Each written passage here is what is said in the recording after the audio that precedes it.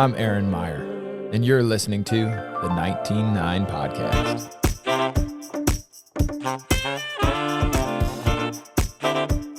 Okay. Talent-wise, Michael Beasley and Derrick Rose are in the same prestigious category with Eric, of players who can cut it on and off whenever the scoreboard calls. We always try to be playmakers, Gordon says, of this fantastic class he's been competing with on a high school, AAU, and camp scene for some time now. We take every game seriously. We play every game like it's our last. We just try to get to the next level. We always try to bring our game up, and we always try to provide for others.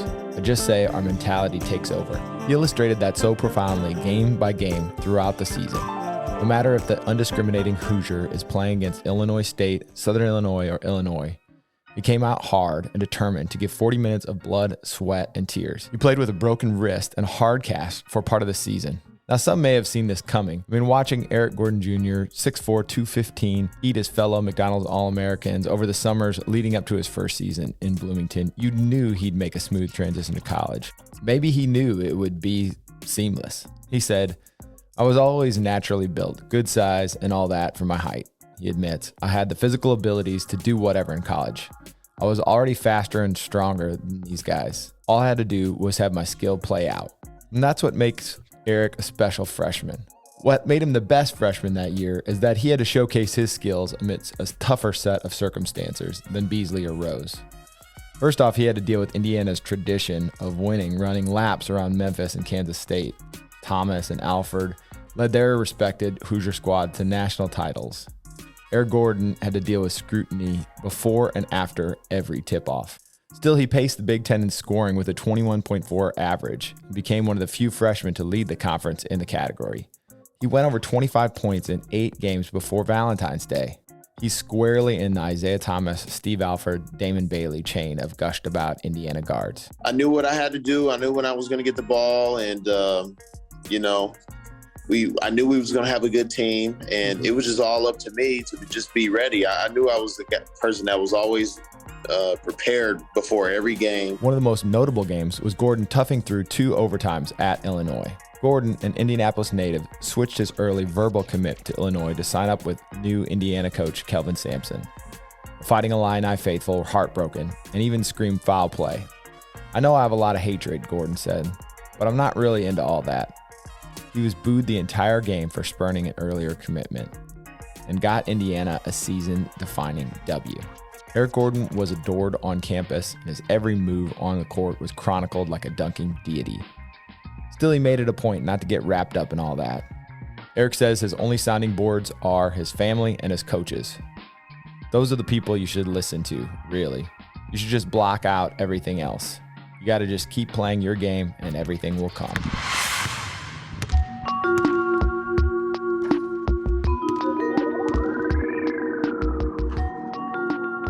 You know how the one and done rule was pretty new when he came in. So I was just kind of curious, like you said, the hype didn't play in, but was there a time in high school where you could feel it? Because I know just from me doing a little research, there was this YouTube clip where he's playing against Michael Jordan's kids, and Jordan's in the audience, and he just is lighting it up. So I mean, from me watching it, like you said, you could watch in a couple minutes and know whether a guy has a chance. Like you watch that game, I mean, you know, yeah. Like he's got a shot to do something. And live by MJ Loyola in its first nationally televised game this season. Air Jordan to Eric Gordon, perhaps? Gordon wears number 23, and he knows how to ball. Ranked second in the ESPN.com class of 2007. North Central outscored Loyola 25-5 in the second quarter. Here in the third quarter, Gordon, 39 points through 3, and in the fourth quarter, it's showtime. Kelvin Sampson giddy about the 6'4" senior guard going to Indiana as Gordon scores 43. North Central hands Loyola Academy its first loss of the season.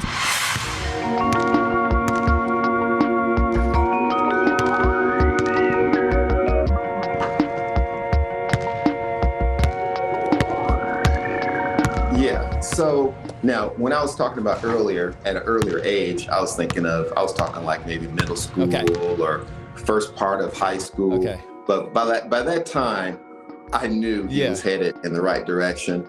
And so it was stressful. It was a stressful time because a lot of parents don't, a lot of people wouldn't realize as well as he did, and when you get to that type of level, because he was arguably back and forth, number one, number two in the nation, coming out of high school. And so what ends up happening, you got a lot of weight on your back to keep performing, keep doing well. Everybody critiques everything that you do, and those things that make you happy can also make you sad. So you really have to keep and stay level-headed. And when things go well, because if you saw me at a game, I'd be just sitting there because I wouldn't. You never will see me doing that, never, unless it was like how? But I never did. I never did because I tried to stay focused and stay calm, because he would react sort of the way I would. So if I'm, yelling, screaming, yelling at the referees, jumping up, and I do see parents doing that now, which I don't. I've seen a parent doing it in the NBA, and I'm like, come on. You say that. I was watching the Eric play last night, and Jabari Smith Jr.'s dad was on the sidelines yelling at him from the sidelines, and Eric was out there. I saw him. He had a great game last night and was calm as can be, just knocking down threes. So an interesting contrast just in that game last night. But yeah, so his situation was a little different.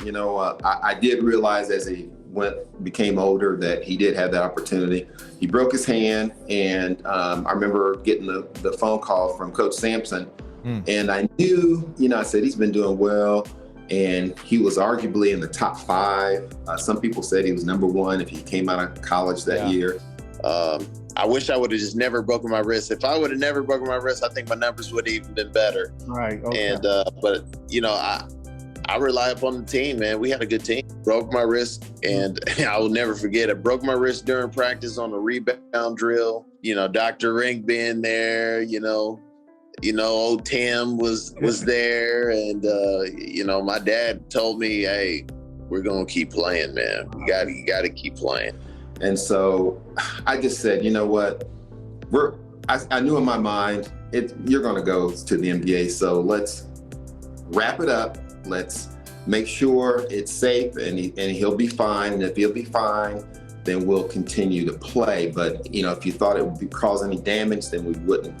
And so all the doctors assured me he'd be fine. They would stabilize it and he could still play, and he played. And every week they would take a little section off of that bar that held his wrist in place, and then he could have a little bit mobility every week.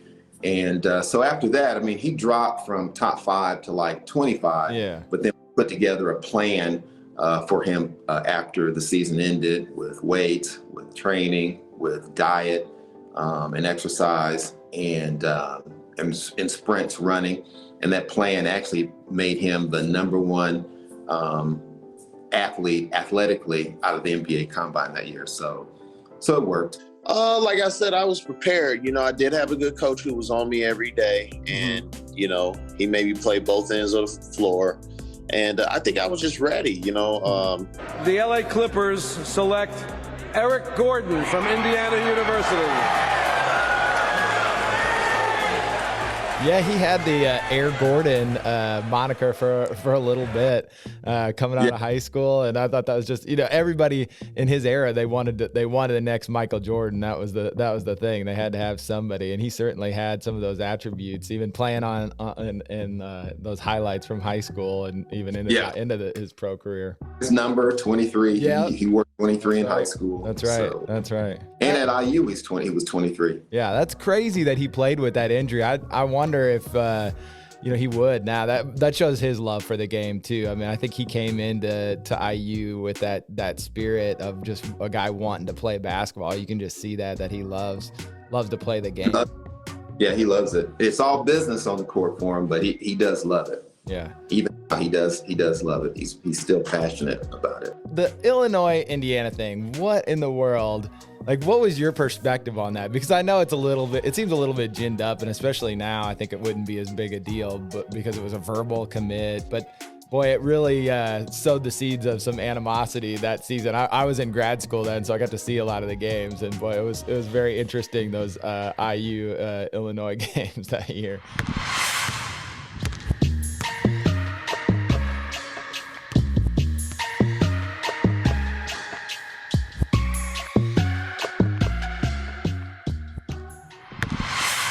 Chester Frazier is coming home. Illini Nation is bumping to that tonight. Maybe the former Illini's best moment, at least in the fans' eyes. Chester giving Eric Gordon a little friendly hello before the Illinois-Indiana game after Gordon decommitted from the Illini to go to IU. Yeah, that was an interesting time. I mean, it was really crazy. I mean, Eric actually, at all away games and traveling, and even home games, he had to, because they went and put all kind of comments on his MySpace and his social media. And so the school looked at it and said, we don't like this. And so what they ended up doing was having security travel with him to all games, state troopers, the whole 9 yards, because they were actually, it was threats. Can't wait to find out what car you drive, or where do you live? And I know it's just passionate fans that just took things overboard and didn't realize, we're talking about a 17-year-old kid. No. 17-year-old kid. Yeah. So with that being said, got all that was behind us. But the reason why and how everything actually happened with changing from Illinois to Indiana was a couple of things. One is when we were at IU, because we went there for a visit. We just went there. My college coach was hired by Coach Sampson. Okay. And so, he's a good friend. He's still a good friend of mine. And so I just felt it cool, felt an obligation. Okay, you're here now. We'll just come down for a visit. Yeah. We'll just come. So somehow Derrick Rose, who was Eric's teammate that summer for AAU, said, well, I want to come too. So they said, okay, well, both of you guys come on down here. So when they both came, and Derrick, of course, is from Chicago, Illinois, then everything kind of just started snowballing into one thing. Oh, you've gotten out of your recruiting. You're not coming to Illinois. And so at the time, he was still committed to Illinois. I never really went and got a full view of IU. Now, Coach Davis did. We went there and we did sit and watch Midnight Madness once before that, but not a really good full view of the school and the academics and everything and the football games. Yeah. We didn't have that. So Coach Sampson planned it. My college coach was there. I still didn't change my mind. We went to Illinois for a football game. All of a sudden, Eric goes, I'm still committed to Illinois. I said, okay, cool. So then they asked, can you come to one more game? Can you come to a football game at Indiana? So I said, okay. I said, we'll go to this one last game, and that's it, because I'm getting a lot of pressure. Yeah, I bet. We went to the Indiana game, and all of a sudden Eric goes, I want to go to Indiana.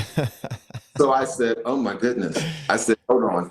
I said, we're going to go one more visit to Illinois, because now I said, okay, I've created, I wanted to make sure I gave IU, who had another coaching staff, my college coach came in. I want to just be fair to my home state. And so he went to Illinois. Oh, I want to stay. I want to be here at Illinois. So I'm like, man.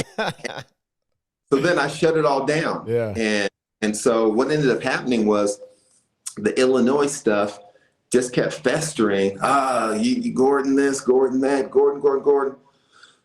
So that then sort of turned into a lot of negative issues. And so we just decided, Indiana was probably, just staying home was probably the best thing to do. And it ended up being the best thing. That's how Illinois great. We just decided to stay home. Yeah. That's you made me very happy. I think he was maybe the best freshman in IU history. I'll throw it out there. There's a lot of great IU players, but he had a fantastic season that year. Well, thank you. I appreciate that. Did you get to go to either of the Illinois games when he was there? Yes, I went to all the Illinois games. I went to the game where they threw ice and Cokes and bottles at us at Illinois. And how are you staying calm during that? Okay, like it's one thing when he's playing well, but man, I mean that takes some real self-discipline, because there's a few lines for me, but that would have been one of them. Well, they brought additional state troopers to the game around the family, and had the family in a certain area, and then that's what IU did in the basketball team, and then we had people from North Central High School, their own security guys, say, hey, I'm going to come. I want to go and just be with the family. So they came, And then we hired a security guy. He was out of New York. He was into sports as well, and he represents a lot of entertainers. So he came as well. Wow. So we didn't feel physically threatened at all, but it was just kind of not a good scene. Yeah. You know, they're throwing bottles, throwing Cokes, throwing ice. And the biggest redemption of the whole thing was when I think time was running out, maybe 2 seconds, 3 seconds left. I think we're down 1 or 2 points. And I'm like, man, got to come here and lose. Yeah. And so they called a timeout. Coach Sampson called a timeout. Eric got the ball at half court.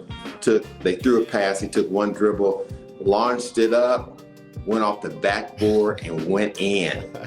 I remember. Time fired. I think we went into overtime and beat him by 1 point. Yeah. Yeah. Incredible. So that was incredible. Yeah, incredible. It was such a fun time. And, you know, like I do hate that it got so, you know, personal and to so specific to I love rivalries, but I hate it when it becomes like too personal like that. Because ultimately, like you said, it's a kid making a decision, and they, you know, all of us have been 17, and there's no way I, you know, should be trusted with making a decision and sticking to it the same day, let alone, you know, over the course of a year. Kids change left and right, and you don't see the heavy ramifications that you see now. I think people have got it right. They kind of figured out, like, okay, maybe not so much hatred. Yeah, it's that kid's life. Okay, if you want to go there when we play against you, I hope we beat you. Right. That's what makes it more fun. Is just like keeping the focus on the game. Beat them on the court. Yeah. I don't think it's putting any money in the fans' hands, or I don't think people just get a little too wrapped up. A little bit. You give Illinois credit too. I mean, their kids really battled and played hard. You're all shocked by pregame introductions. Chester Frazier knocked you back about 5 yards. Yeah, well, that's what he did, and I just can't worry about that. After a first half where both teams seemed sluggish, the Illini took a 4-point lead into the locker room, while Eric Gordon managed only a single point. And when I walked into the players' locker room, I heard DJ and Armand and Jamarcus, Lance. There was about 4 or 5 guys all coaching EJ. But I thought the second half he played like a man. Those fans were pretty intense. That's great. Well, again, so appreciate having you on tonight. Tell us where people can find you on social media, or how they can get in touch with E3 if they're needing training for to get their kids started.